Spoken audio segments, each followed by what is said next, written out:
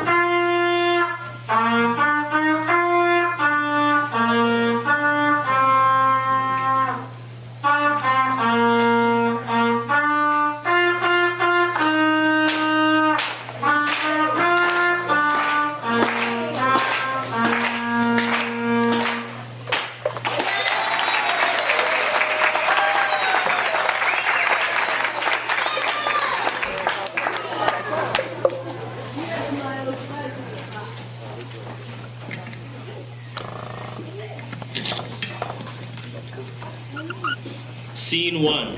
We begin with his funeral and a surprise of epic proportions.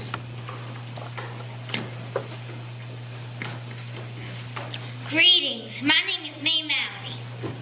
I assure you, I was not trying to be poetic and brilliant. Julian's specialty. But when I found out what was going on in Monroe, North Carolina, more than anything I wanted to go down there. I thought my mom was playing tricks on me when I heard that the head of the NAACP chapter, Robert Williams, was advocating for self-defense. They realized those racists had one thing in mind, and that was to leave a trail of dead bodies in order to send a message to our people all over the country that standing up against segregation was a death sentence. It was Julian who suggested that I and the wife of Robert Williams carry pistols in our panties. I was a little bit uncomfortable. Some nonviolent protesters came to show us that arming people was suicide. The mob even tried to run us completely off the road. They got close to Julian and said, "Hey, New York nigger, what are you doing down here?" Julian responded, aiming a .38 caliber pistol, saying, "I'm here to see your mom." When I talked to Julian about this experience, he said, "The most patriotic, law-abiding people in the U.S. are poor people who have least to lose." He went on to say, "It simply isn't true that we will shelter each other from the oppressor, but with $100 bill in our palms, we will lie to government agents." The funniest thing he said was, "Militants respect authority like Catholics do the Pope." I counted on Julian's expertise. If he were here, he would hate me saying that, but it's true. He did not save my life. Instead, he changed my life. I haven't felt like this since I witnessed the assassination of Malcolm X in the Audubon Ballroom in Harlem. I must say, even though Julian left us 56 years of age, 17 years older than Malcolm, it still was too early. Thank you all. And Julian Mayfield will live forever.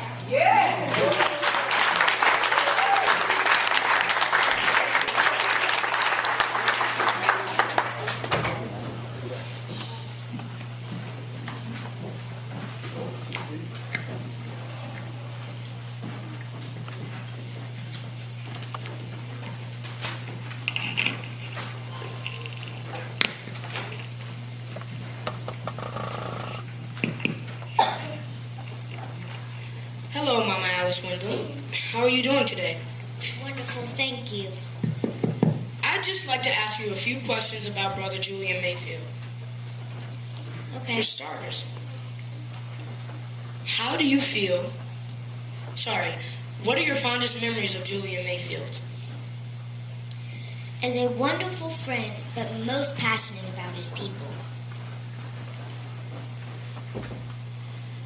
What do you feel was Julian's most valuable work? Overall, he was a writer.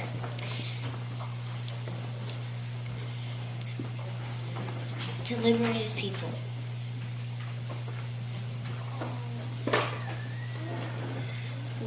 How do you feel Julian would like to be remembered?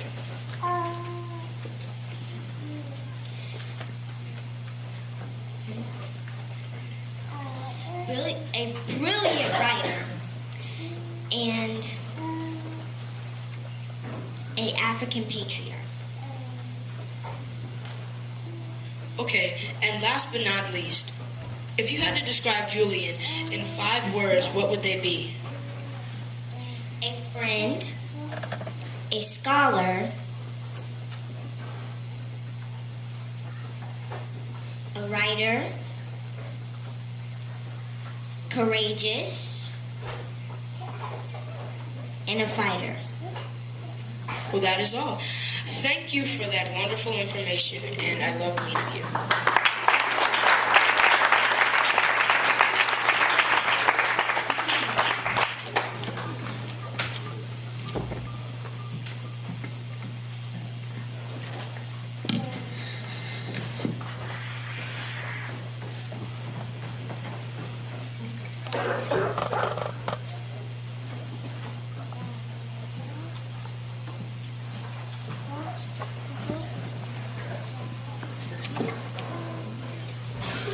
Greetings. I am William Alpheus Huntington Jr. We, the African patriot community in Ghana, Africa's first nation to dismantle its colonial master and achieve total independence, are here to show solidarity with our brothers and sisters who are gathered in Washington, D.C. for the March for Jobs and Freedom. We are issuing the U.S. Embassy a petition demanding the following. Number 1, non-interference in Cuba and Vietnam. Number 2, the expulsion of the apartheid regime in South Africa from the United States. We also ignored this demonstration that took place at the U.S. Embassy in Ghana. These Africans only born in African soil and were those of us in the belly of the beast that we are still the part of the struggle. If we are serious about protecting our history, we do not just focus on protecting the United States.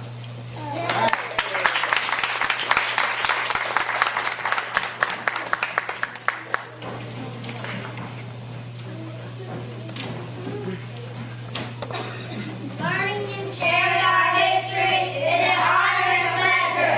Julian Mayfield was an African treasure.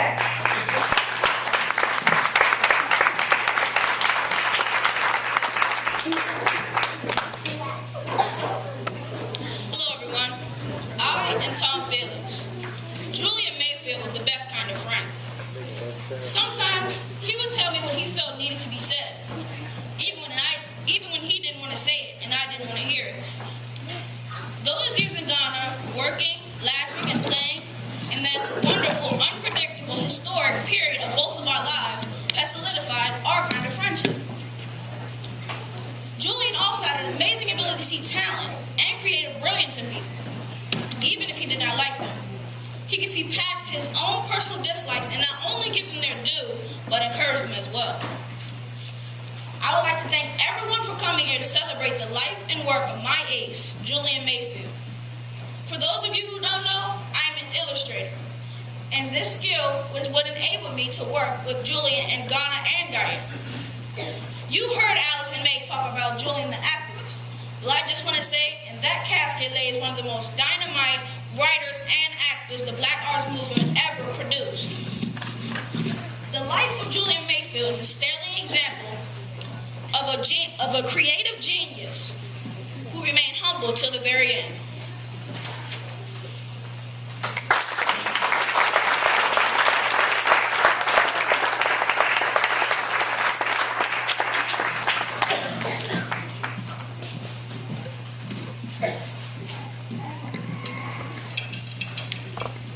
Greetings, everyone.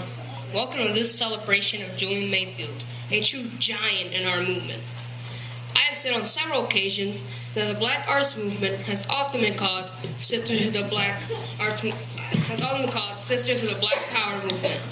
Those of you in the audience that have siblings know sometimes you fight like cats and dogs, brother against brother, sister against sister. But when you realize you are family no matter what, therefore you not only belong together, you realize you are foolish and have no business being divided. I say all that to say, in my opinion, we have to look hard and long to find anyone that move these movements more efficiently than Julian Mayfield. This means, in addition to his genius, he was also loyal to the African family. Thank you.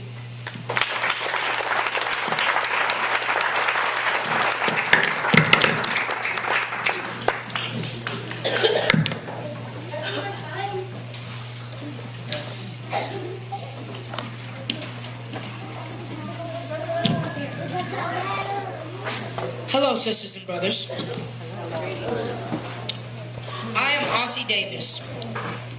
When I delivered the eulogy for Brother Malcolm X, I referred to him as our shining black prince. Today, I tell all of you here that Brother Julian Mayfield was a hidden African treasure. We all know that searching for hidden treasure is a common theme in legend and fiction. I am speaking from a perspective not of treasure hunters who rape and loot land that does not belong to them. Instead, I am speaking of a people robbed of their history and culture. And in their quest for rediscovery, they will find out just how valuable Brother Julian Mayfield was in this struggle of ours.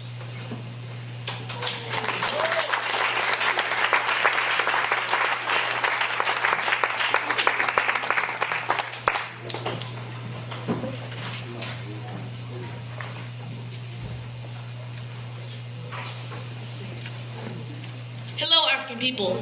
My name is Dr. John Henry Clark. I would like to start by saying that thinking of Julian Mayfield, a true giant in our community, in a casket, is a vision that deeply saddens me and will take me an eternity to accept. Now, Brother Julian was put through a lot in his life. I mean, his car being run off the road in Monroe, North Carolina by racist lynch mobs, his first wife being put in jail, and his house in Ghana being raided by pro-CIA Ghanaian soldiers and stealing many of his stuff. What I used to always tell Julian was that if he didn't get into the classrooms and start shaping the minds of our young, we'll be robbed of one of the sharpest minds our generation produced. And so he became a lecturer at Cornell University and the University of Maryland, College Park.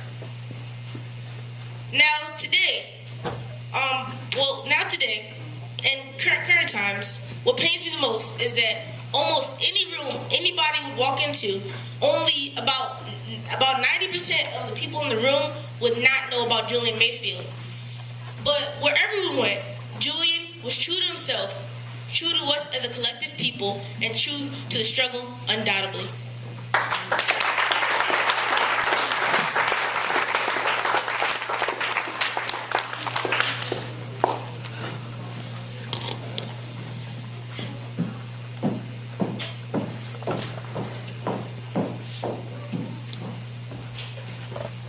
Hello, African people. Hello. I said hello. My name is Maya Angelou. I am in excellent spirits, but at the same time, I am in shock. When a people lose a significant history maker, we collectively feel the impact. I remember it like yesterday when Julian brought us the news that Dr. Dubois had made his transition to the ancestors. And when Nkrumah was overthrown, I started trembling, thinking they were coming after Julian because he was recognized as the repatriate leader of our community in Ghana. I feel a little funny coming to Howard University for this occasion. I remember Julian telling me I made him a celebrity by sharing his contributions. I recall Dr. Clark told me he would tease Julian and say his talent for drama and comedic satire will get him rich or killed him. When Julian was in a zone, he could block out everything around him. And that seems unnatural, but when you saw what was on those pages when he finished, you would say there's a method to his madness. In the spirit and loving memory of Julian Mayfield, may all of us follow in his shining footsteps.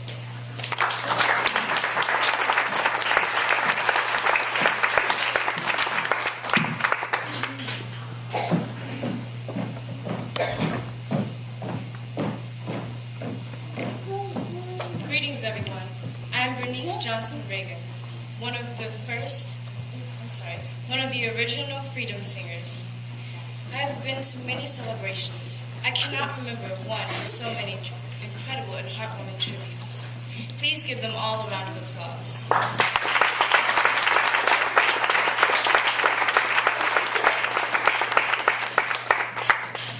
I will now sing two songs when the Saints go marching in and they're all falling around me.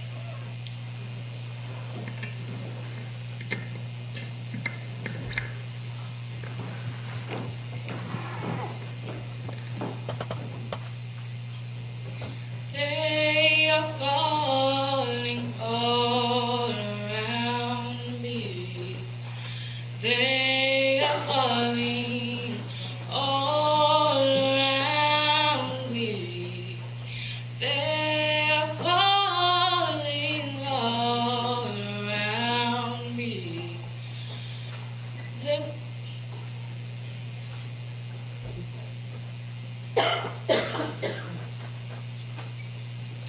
The strongest leaves my tree.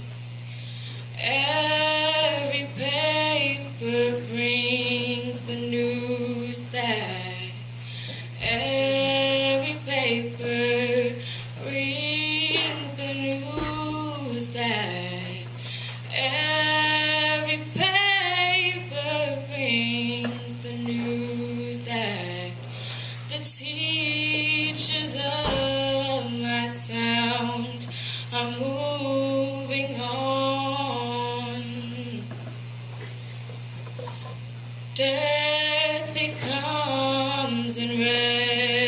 so heavy. Death it comes and rests so heavy. Death it comes and rests so heavy. Your face I'll never see no more. But you're not really gonna leave me.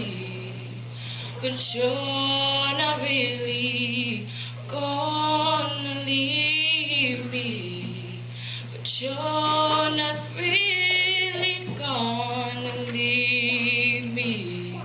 It is your path I walk.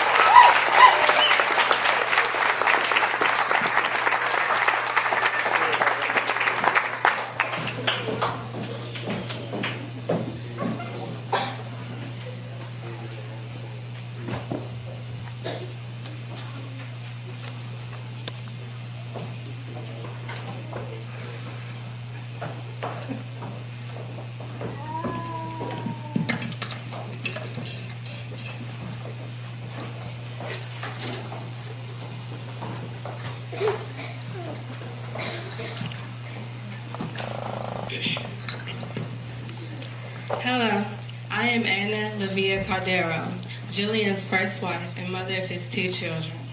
Hello, I am Joan Cambridge, Julian's second wife. We married in Guyana in 1973 and remained married until his death. Sister Joan, let me begin by giving my sympathies to you. Because after all, you were married when he made his transition to the ancestors. I know firsthand, in order to be married to a warrior like Julian, it not only requires a lot of strength, but you had to be equally as strong or stronger than him. Sister Anna, when a man and a woman share children, and both of them had the revolutionary spirit that Julian had, the bond is unbreakable. So for this reason, I can only imagine how you and the children are saddened by his loss. When you are dealing with a brave individual like Julian, who escaped death on multiple occasions, it's only natural for them to feel invincible and overlook certain precautionary measures. That must be taken. I am glad I was able to assist in persuading him to respect your wishes. The first time that I noticed something was wrong was back in Guyana, when he requested time off to grow funds to start a farm. While working at the University of Maryland, he experienced heart problems and stomach pains. He jokingly told May Mallory, "For every year that you work at a college in the U.S., you ought to take 2 years off for every year that you teach one." Because of your artistic background, I wanted to share with you that when I was at the University of Puerto Rico, I was the principal dancer at the University of Ballet and had to make a decision between studying medicine or pursuing a dancing career. When Julian would visit the children, he would talk about your creative spirit and brilliance. He talked about your work around Care Festa and theater plans for children. Sister Anna, you are far too humble. The way that you escaped the U.S. with Raphael when the FBI were searching for Julian in connection with Robert William and the struggle in Monroe. Let's not forget, you were 8 months pregnant, and you helped hide Robert Williams' children when the FBI were trying to capture them and use them for bait to capture him as well.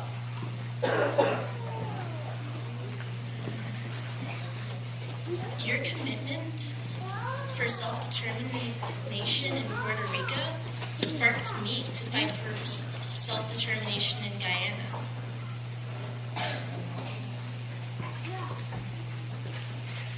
Two serious sisters, Bring out the best in a serious brother.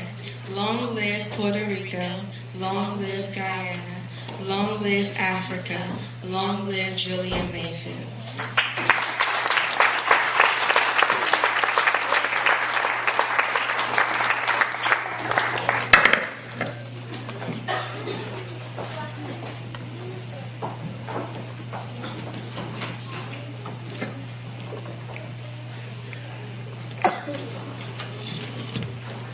Greetings. I am Richard Wright. Let me tell you, when I discovered Julian wanted to become a writer after reading Black Boy, I was deeply moved. Not because I wrote the book, but because of the beautiful pattern in our history. The Honorable Marcus Messiah Garvey told us, Up from Slavery, the autobiography of Booker T. Washington, moved him to struggle. My good friend Osagyefo Kwame Nkrumah told us philosophies and opinions of Marcus Garvey spoke to him like no other philosophy book he had ever read. And the great singer Fela Kuti was moved by autobiography of Malcolm X. The moral of this pattern, young people, is before you become a fighter in our struggle, it would do you plenty of good to study those in the battlefield before you. If you do like this Julian Mayfield, you could take our struggle to new heights.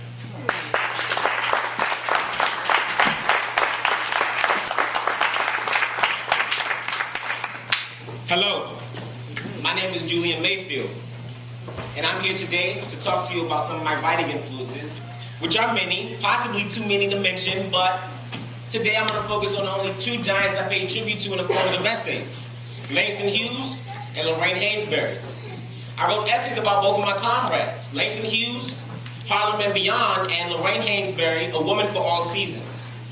I'm going to read to you my favorite Langston Hughes poem, but before I do, I want to warn you, it could challenge some of your religious beliefs, so please bear with me. And also, please repeat each line after me. Christ is a nigger. Christ is a nigger. Beaten in black. Beaten in black. Oh, bear your back. Oh, bear your back. Mary is his mother. Mary is his mother. Mammy of the South. Mammy of the South. Silence your mouth. Silence your mouth. God's his father. God's his father. O white master above. O white master above. Grant us your love. Grant us your love. Most holy bastard. Most holy bastard. Nigger Christ. Nigger Christ. On the cross. On the cross. Of the South. Of the South. Now tell me that wasn't genius.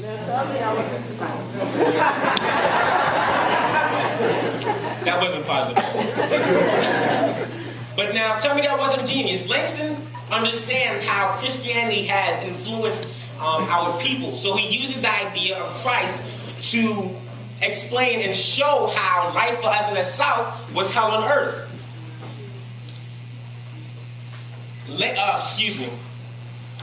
Because of our slave masters and how we were treated and how we look at them, we treat them like they're Almighty God. So Langston was trying to tell us that there's absolutely nothing godly about our former slave masters. So don't ever let them bring up God when they're talking to you.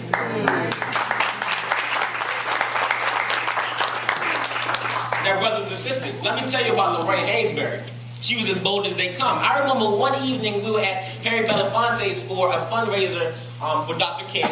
And I had told her, Sister Lorraine, you're getting bolder by the second. And she responded to me, you know, Brother Julian, an elder once told me, if you go around shouting, I'm a man, you ain't going to get anywhere. You have to say, I'm better than that. And then, and only then, will you get some bargaining room. I remember one other thing she told me. When I asked her why she always acted as if she had a chip on her shoulder when being interviewed. And her response was, well, I find it the best way to, go about these talk shows and these interviews is to act as if I'm never going to be invited back again and just really say what's on my mind. Now, I just showed you two good examples of writers who never left any stone unturned when putting ink to paper. Thank you.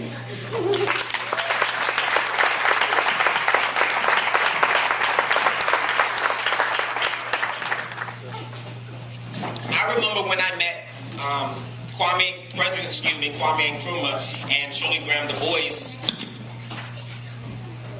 one evening. Hello, Julian. I heard about what went on with you and Robert Williams in Monroe and how you and your wife put your lives on the line to address his family and get him out of the country. When I heard the story, I was immediately reminded of the Underground Railroad. I love the way your wife came to the to treat patients right away. That's what Ghana needs. Comrades ready to put their skills and talents to work right away. When I discussed the Patriot Community Project with President Nkrumah, he was very excited and had something very special in mind. Let me give you a heads up. When Nkrumah is excited about something, he will make all available resources put to work. By when he's unsure, he'll listen and smile. Are you ready to do that? Well, first let me begin by saying what an honor it is to meet you. And second, I'm here to do whatever work I'm asked to do because I'm here to serve the President, Kwame Nkrumah, and the people and the revolution. Hello, Mr. President. This is the young man I was telling you about, Julian Mayfield. How you doing, Mr. President? Julian, my fellow Lincoln University alum. I have been waiting to meet you. Are you and your wife comfortable? Well, first, I would like to begin by saying how grateful we are for you. Because if it were not for you, me and my wife, Anna, would still be in jail with May Mallory in Monroe, North Carolina. Brother Julian, the Honorable Marcus Mosiah Garvey tossed the power not only the newspaper, but revolutionary propaganda as a whole. When I was in the States and started the African Students Union, we had the African Interpreter, a magazine with a Pan-African and international vision. When George Padmore and I organized in England, we had the New African. I want you to develop a magazine or journal called the African Review. The experience you had when you edited the Puerto Rico World Journal will serve you well. What do you think? Well, I'm really experienced as a writer and editor, but it sounds like we're talking about political editing. But I think I can handle the job. What's your co-tell with that? I would also like you to help me with my speeches. I sound very presidential these days, and the writings that I see you do for freedom and freedom ways will help give our message that militant and revolutionary thrust. How do you feel about this responsibility? This might also require travel. Well, I'm not really used to traveling with the head of a state. I'm more used to traveling as a fugitive. So it will take some time to get accustomed to that, but I think I can manage. I have back-to-back meetings, so you'll be notified when to report back to my office for details. Thank you. I've enjoyed meeting you. Sister and comrade, thank you for the introduction. Yes, Mr. President, we will be waiting for your call. How did it go? Better than I expected. He gave you more work. You really impressed him, partly because he listened and didn't come off like the arrogant Afro-American here to save all of Africa. That is such a fact. As you know, Julian, my husband is sick and requires regular attention, and he needed someone young and able to handle the Patriot community, planning and things for us. I think you're the man for the job. Thank you. I'll tell you what, there's a nightclub called Lido. I want you and your friends to go there and act like blue-blood tourists, but not in the least bit concerned about the revolution. The room is strong, and we are safe here for now, but the CIA doesn't believe it. It'll be at the Lido that you do some of the most important planning while I'm attack your life. Well, it's funny because I woke up this morning thinking, or not knowing what to expect, but I now actually have 3 jobs. So, 2 things. One, I will need your help organizing, but the second thing is, I don't think I'm going to need your help partying.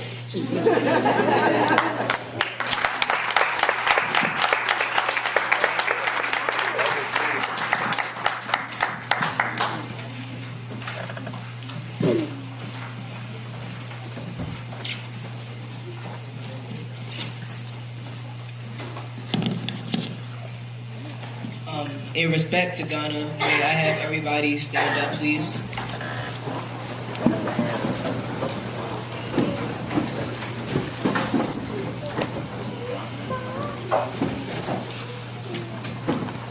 God bless our homeland, Ghana, and make our nation brave and strong. Hold to defend forever the cause of freedom and of right. Fill our hearts with true humility. Make us cherish fearless honesty. And help us to resist oppressors' rule with all of our might forevermore.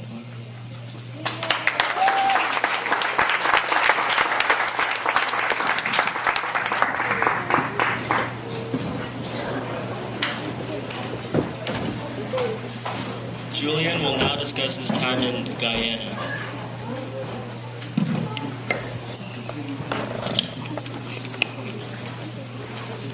Hello, old friend and brother. There's no way you can talk about your artistic talent and not permit me to weigh in. My brother, and Ace, the one and only Sidney Portier. Don't you start, Julian, with that one and only stuff. This man and I go way back. I'm talking washing dishes, doing what we had to do, hoping for a break on the stage and moving around. I hear everyone talk about how humble Julian Mayfield was as a youth. He was as brash as they come. This captured my imagination. When you saw him playing poker, you would have thought he was a dealer from Las Vegas. But seriously, Julian was highly intelligent and determined to kick down the doors of Broadway and Hollywood, and I fed off his energy. I'm grateful to you.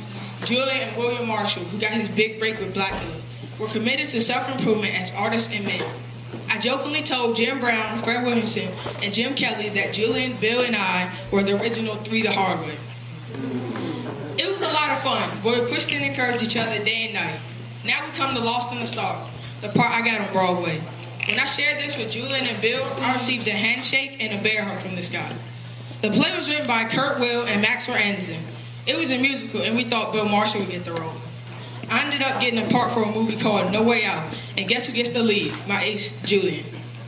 In those days, we were all shaped by the times, and through another unsung genius, Alice Childress. We got to know the incomparable Paul Robeson, who we know gave up his flourishing artistic career for the front line of our struggle. I never told Julian this, but he is the closest thing to Paul Robeson that I've ever known. I urge all of you to go give the movie Uptight, starring Julian as Tank, and an Oscar Award-winning performance in my book. The only reason more doors were open for Julian was his politics. I mean, you go from being a getaway driver for Robert Williams to assistant to W.E.B. and Shirley Graham Du Bois and repatriate in Ghana with unlimited access to Nkrumah. You build up these revolutionary credentials and then come to Hollywood and say, by the way, I have an alter ego. I'm a brilliant artist and writer. I think you would like my stuff. Julian never gave up trying, but he knew that they would never embrace his material because of his anti-establishment portfolio. I'm glad he did. He challenged the very fabric of the U.S. Is freedom of speech really ours?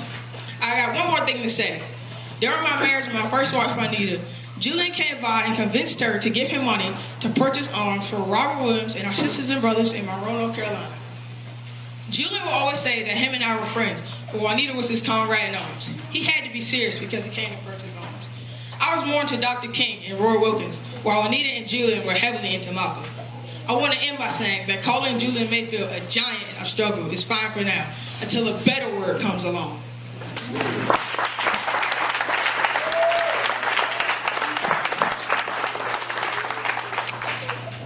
Sydney, I wasn't joking about our comrade Juanita, but if you think that having powerful friends in Hollywood will do you any good, well, think again. I remember one day I wrote to Sydney and said, excuse my language, but why the hell don't you hire me? And his response was, excuse my language again, why the hell don't you come up with a good idea? I had told him about a story I learned about in Guyana. It's about a couple of people, a group of people who go around through the jungles searching for gold. They were called pork knockers. They were called that because when ordering pork, they would go knock on the butcher's table, bang the knuckles on them, and while ordering pork. I got my ideology about my art from working with the Negro arts fighting to free Willie McGee, Julius and Ethel Rosenberg, and the Martinville Seven. When Ruby D and I wrote the screenplay Uptight, it was Julius Dassin who suggested I play the lead role. I had two small roles in other films, Virgin Isles in 1958, and band leader was Sidney and John Cassavetes, and years later a PBS special adaptation of the play Transition with Ruby D and Alice Childress, who Sidney mentioned earlier. My brother is correct about one thing. My talents, our talents, were recognized. My passion for justice was like an erupting volcano. Thank you.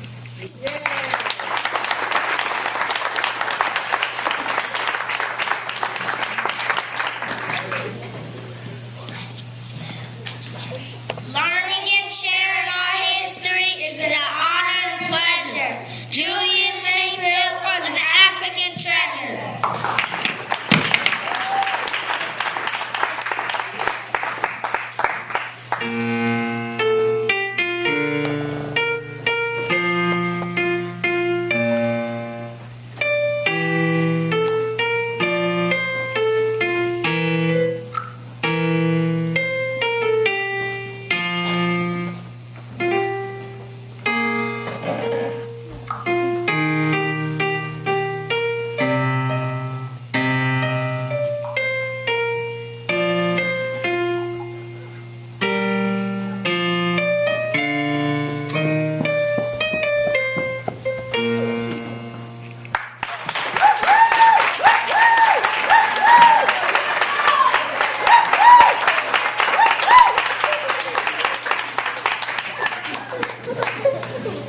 Brother Julian, you mean to tell me it took your old friend Tom Feelings writing you an open letter to get you to come to Guyana and help you lay the foundation for this country's future?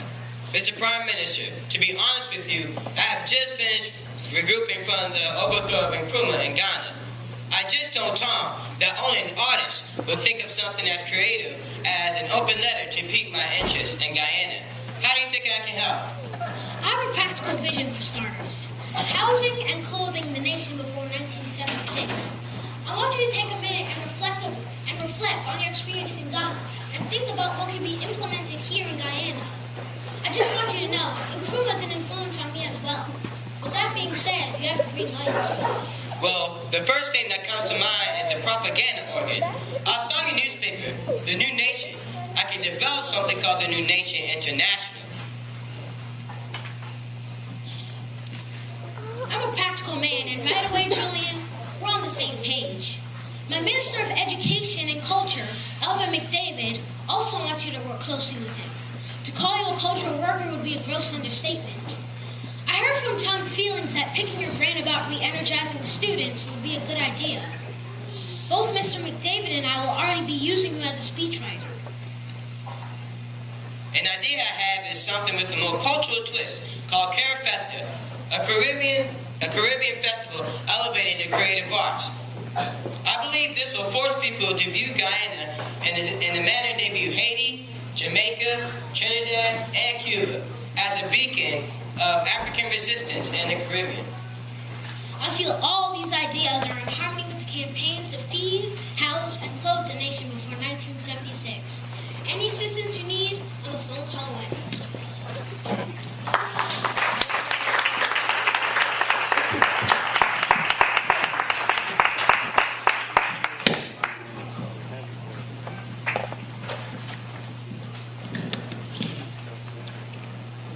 Hello, my name is Robert F. Williams. I was the president of the NAACP chapter in Monroe, North Carolina. And I was also the author of the book Negroes with Guns. Many of you know my story. FBI's most wanted unlawful interstate flight and kidnapping for a white couple whose lives I saved.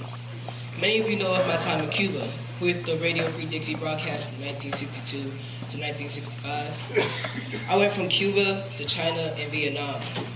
And I want everybody in this audience to know, you, right there, you over there, and over there, all the way in the back. I want everybody in this audience to know that none of these experiences would have been possible if it weren't for Julian Mayfield. He not only saved my life, but he also saved my wife and children's lives as well. And there will never be a time that I am still breathing on this earth that I will be tired of thanking you for your bravery. Bob, you and our people in Monroe were so brave. The Ku Klux Klan had 15,000 members. Our people fortified their homes with sandbags and had to learn to use rifles just because the NAACP was working to integrate swimming pools. They had to arm themselves like soldiers in a war. We had to run guns out there to bring an end to the madness. We knew Julian could write and act. We knew him and John Henry Clark were dependable because they kept the ammunition coming that we desperately needed. The night we escaped from Monroe, I learned about Julian, the driver. How many of you saw Richard Pryor's movie Grease Lightning?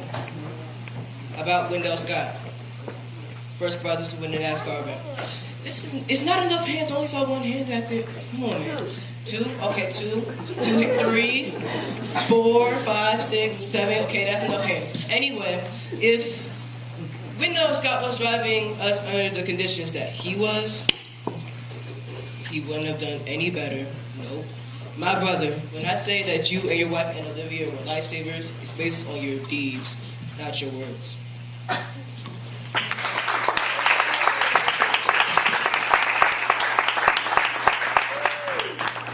Brother Malcolm, welcome to Ghana. How was your trip?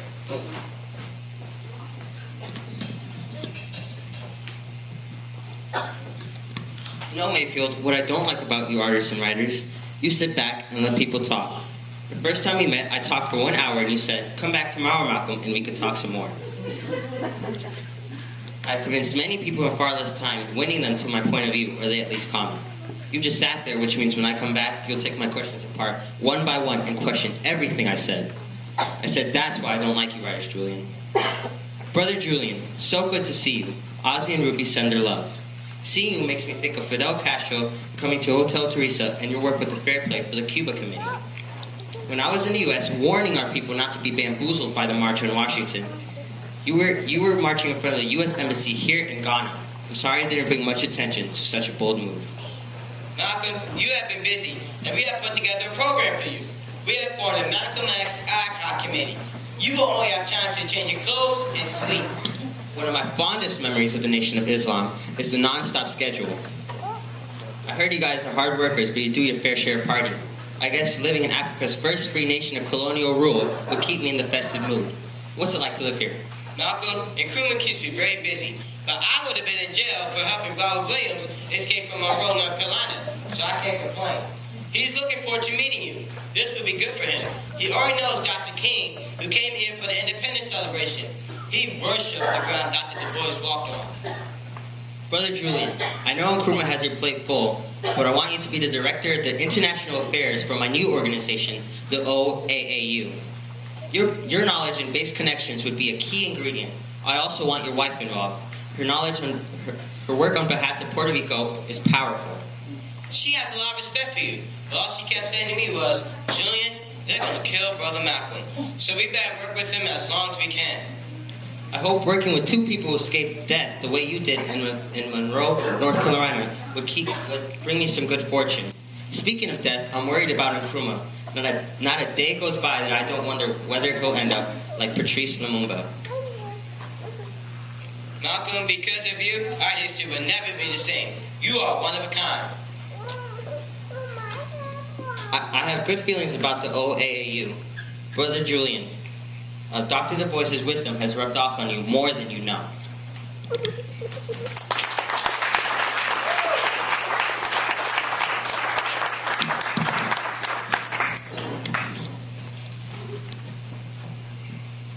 I'm comfortable on the stage. I've been on movie screens, faced death, protested the most wicked forces on earth, and survived the overthrow of Nkrumah's government. But none of that can help me get ready for teaching in the classroom. I feel working with James Turner to lay a foundation for Africana studies is very important work, but I am no academician. I studied acting. The writing was an extension of this. I had to think of how to approach my students. I have two classes, Black American Writings and Politics.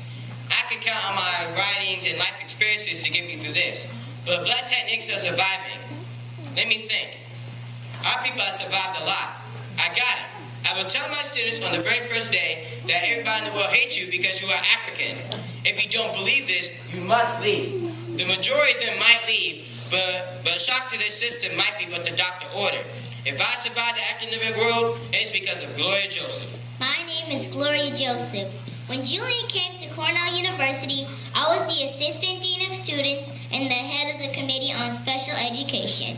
When he says he owes his survival in the academic world to me, he was far too kind. Whenever history makers have the opportunity to share their history in the context of our collective plight, they are right at home. Julian brilliantly proposed a series of lectures on Negro writings reflected as Negro goals. He argued, if our writings were studied the way they should be, the question, what does the Negro want, need not be asked. During this period, students at Cornell led an armed occupation of the administration building. Julian taught them. Was it a coincidence? I think not. After Cornell, Julian went to NYU and the Albert Schweitzer program in humanities. His friend Connor Cruz O'Brien got him the position. He taught 100 students a course called the Black Writer in America. His undergraduate course, Contemporary Writing in Africa, looked at the impact of colonialism on African writers, the problems of African writers after independence, and the role of literature in Southern Africa. He also taught Crime and Punishment in the United States, which dealt with theories of justice affecting communities of color, immigrants, and poor people in general. For someone who was uncertain of his impact, he moved very rapidly. You asked, was Julian Mayfield a giant? Without question. Greetings, comrades. I am W.E.B. Du Bois. And I am Paul Robeson. You know, Doc, we struggled a long time together on the Council of African Affairs, the 5th Pan-African Congress. We went through hell together. It strengthened our bond, made us better men, and service to humanity. When two people share such a special history, you tend to look at the bright spots.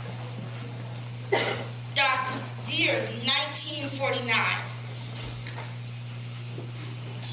We are being held by our friends and comrades. We have been declared enemies of the state. I am performing and speaking in Peekskill. I'm performing and speaking in Peekskill because I am condemning the mob and racism and the racist Ku Klux Klan. I learned that I have a voluntary security detail, and Julian is part of it. I met Julian in 1961 when we first arrived in Ghana. His lovely wife, Anna Olivia, was my physician. They reminded me so much of Shirley and I. They were brilliant, dedicated, and fearless. He would take me on drives through the countryside. I could feel that he was intimidated by me, which made me feel uncomfortable. I remember one evening Julian was criticizing Roy Wilkins of the NAACP, and I just put my hand up, motioning him to stop. I later apologized. I just did not want to be reminded that I brought Wilkins to the attention of the NAACP in the 30s. I told him if he lives long enough, he will have others remind him of his greatest memories and his worst mistakes. Long live Julian Mayfield, the giant that many overlooked.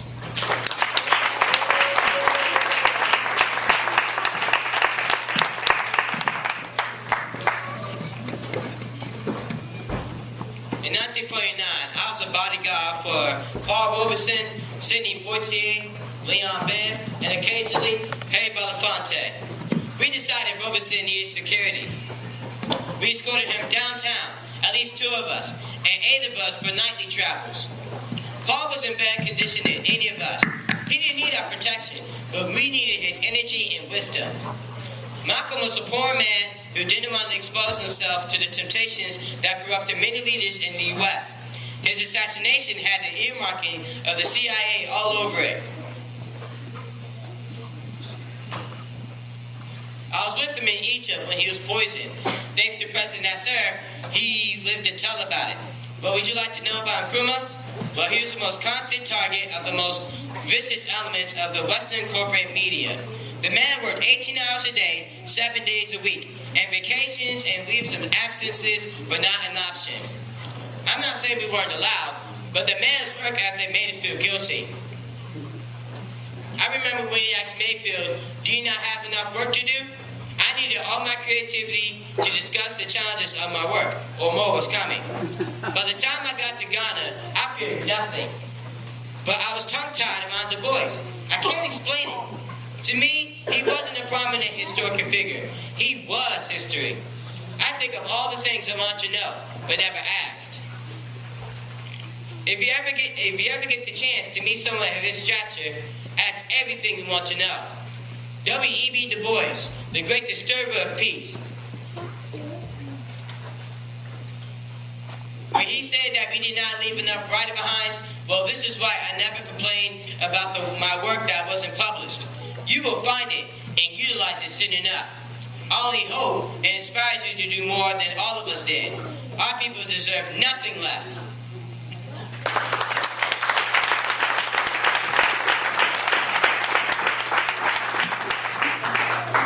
Greetings, brothers and sisters. My name is Jim Lacey. What is a friend? I will tell you. It is a person with whom you dare be yourself. Your soul can be naked with him. He seems to ask of you nothing, only that you be what you are. He does not want you to be better or worse. When you are with him, you feel as a prisoner feels, who has been declared innocent. You do not have to be on your guard. You can say what you think, so long as it's genuinely you. He understands those contradictions in your nature that would lead others to misjudge you. With him, you breathe freely. You can avow your little vanities and envies and hates and vicious sparks, your meannesses and your absurdities, and in opening up to him, they are lost, dissolved on the white ocean of his loyalty. He understands. You do not have to be careful. You can abuse him, neglect him, tolerate him. Best of all, you can still keep with him. You can weep with him, sin with him, laugh with him, pray with him. Through it all and underneath, he sees, knows, and loves you. A friend. What is a friend? Just one, I repeat, with whom you dare be yourself.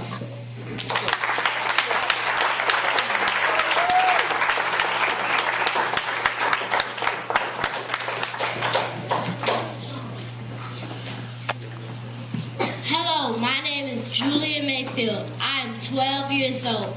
I love to write. My mom and daddy said I have something all writers need in order to be successful. It's vivid imagination. Right. They tell me my grandfather was a slave and I should carry that memory wherever I go. I have to say, it has helped me out when I can't go in certain bathrooms and restaurants. I say to myself, many white folks wish they could have been slave masters, and the matter will never happen again. When I asked where was Grandpa before he was a slave, Mom and Daddy would say somewhere in Africa. We don't know where. That was a long time ago.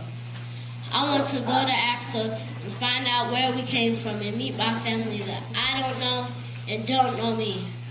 When I get there, I want to learn what I can do, and I want to stay a while. If that's where I come from, that ain't no vacation. On the news, they say we're in America, but in geography class, the teacher talks about South America, Central America, and Latin America. I want to go over there and find out how people who look like me live over there too. Whatever I learn, I will put in books for everyone to read.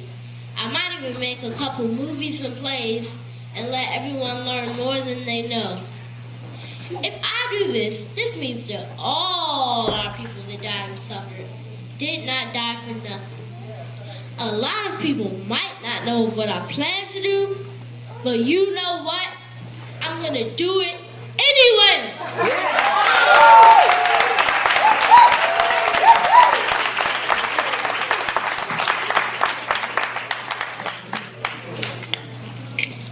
All right, well, that concludes our play.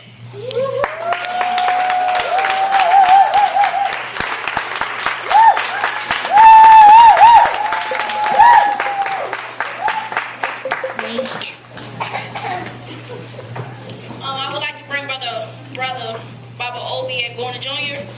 Ask him a couple questions.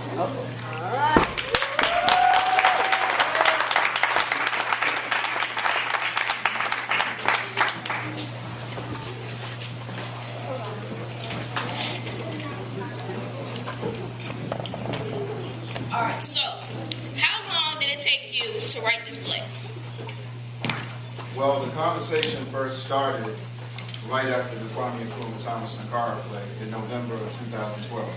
I went with Julian's widow, Joan Cambridge, to Chambers to talk about the play, to talk about the Julian Mayfield Foundation. And then that's where it started. And this summer, I went to Chambers 3 times. And I went through all of Julian's papers. He has the most sought-after papers in the Archives Division of Chambers. About between 36 and 40 boxes of letters to different people, his screenplays, his articles, all this history, all of the service, all his contributions. The articles he wrote for the African Review, the articles he wrote for the Guyana Times, the articles he wrote for the Puerto Rican World Journal. So it just became a question of putting it together, learning it, appreciating it, digesting it for the purpose of sharing it, and putting it to the form of a children's play so you can perform it as brilliantly as you did today. So in a number, how long did it take you? Wow. It took about a week to write, but it took, like I tell you all the time, I don't read books, I study them. I don't read our history, I study our history.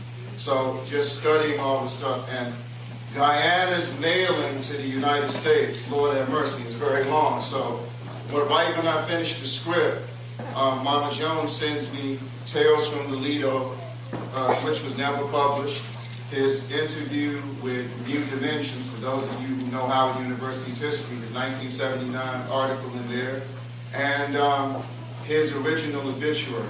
So I looked at the obituary to put the funeral scene together, my knowledge of John Henry Clark, my knowledge of Alice Wendell. Also, I have to thank Alice Wendell because the original title of the play was The Giant Who Moved Humbly Amongst Us. And Sister Alice said, baby, Julian was a lot of things, but when it came to fighting for our people, his passion for justice overwhelmed his humility, so it's not accurate to call him humble. So that's when we changed the title and we said The Giant That Many Overlooked. So when you take a look at all of that, that's what it be quiet to do the play. And we hope that we did Julian proud. 7 days to be exact. What made you include the poem Christ in Alabama by Langston Hughes? You know, and listening to the way Cesar performed that play, ironically, it ended up being done on a Sunday. So the fact that that poem was done on a Sunday, it had to be incorporated. Some of the worst atrocities committed against our people were committed in the name of God. Palestinians are slaughtered by Zionist Israelis in the name of God. Africa was raped and plundered in the name of Jesus Christ. When our slave masters tortured us in the plantations, not only in the United States, but in Guyana, in Cuba, in Suriname, when it came time to be Christian on Sunday, some of them had the audacity to preach the sermons. But we know that because we're always struggling to be in tune with our fighting spirit, think about it. When they burnt the cross, they were saying, we're burning your culture. They were saying, we're setting the ark on fire. They were saying, and not only that, we have no problem putting an individual on that cross, setting them on fire, and if we don't feel like being that creative, we'll just hang them from a tree. And then after we do it, then we'll go and pray to Jesus. And then the other thing that we know is many of our people think because they're spiritual and we have such a spiritual culture, if you embrace your spirituality, you're exempt from struggle. Anybody who says that they're exempt from struggle because of their spirituality, I dare them to say they were more spiritual than Dr. King. I dare them to say they were more spiritual than Nat Turner. I dare them to say they were more spiritual than Dr. All devout spiritual people, but never hesitating to get on this front line and struggle for the masses of our people.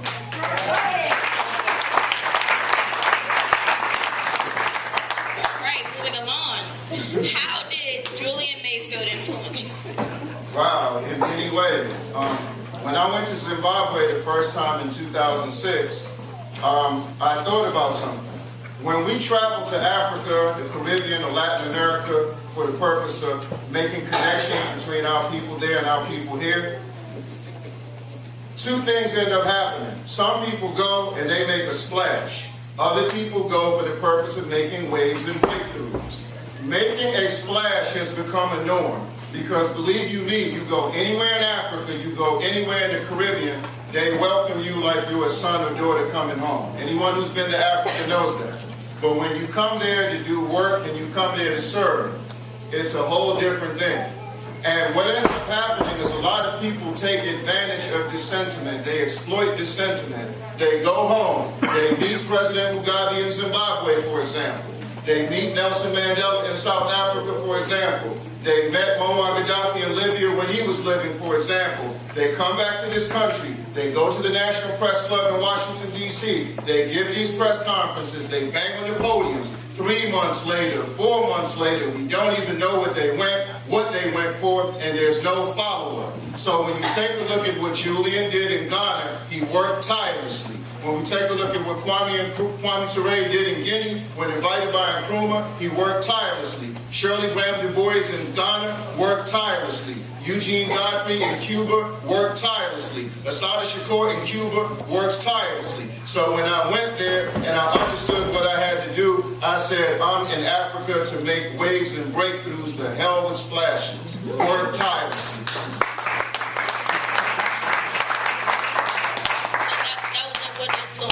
That's how the Fair Play for Cuba Committee, he's one of the people that started that.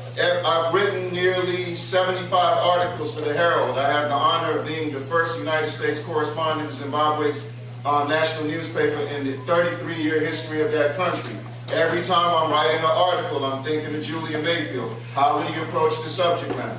Would he make sure there was a balance, that the Africans in Zimbabwe understood his point and Africans in the diaspora understood his point? So every day I'm serving the people, I'm thinking of Julian Mayfield, I'm thinking of Tom Feelings, I'm thinking of Alice Wendell. Because one of the things I want to teach all of you, it's one thing to pay tribute to these people and pour libation and do things like that, necessary in our culture, to thank them for what they did, but it's a whole nother thing to say, I'm going to pick up where you left off and try to take it to new unprecedented heights, and that's where we need to go.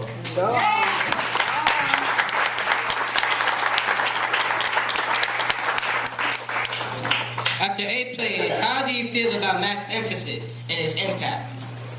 I don't want to sound like a meteorologist who might give the bad, wrong forecast of the weather. So I don't know. Only thing I can tell you is what our goal is. Like I said, I mean, we're getting to the point where we're against the game show approach to our history. What do I mean by that? The way our history is interpreted, sometimes it sounds like someone's about to get on Jeopardy. Alice, African history for 200 points, please. No, forget that. Forget that. What we're saying is, when you inherit this history, you digest the history, you embrace the responsibility that comes with the territory. I also know that many people make their living paying their car notes and their mortgage attacking our youth because they're overwhelmed by Western popular culture.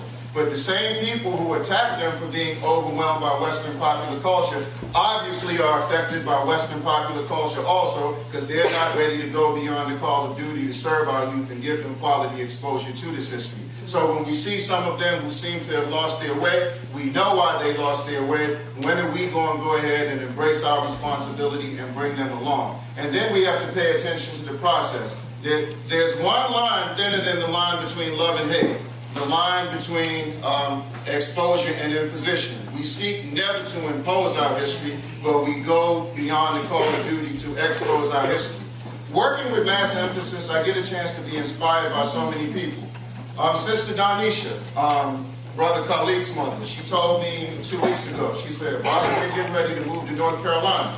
And then she said, but you know what? When we move to North Carolina, he's still going to be part of mass emphasis. He will still be part of the performances. And many of you know I even do phone call classes with the students. So basically, what I'm saying is, if she is willing to come from North Carolina to still be part of mass emphasis, then that means she is not going to let distance be an influence on her.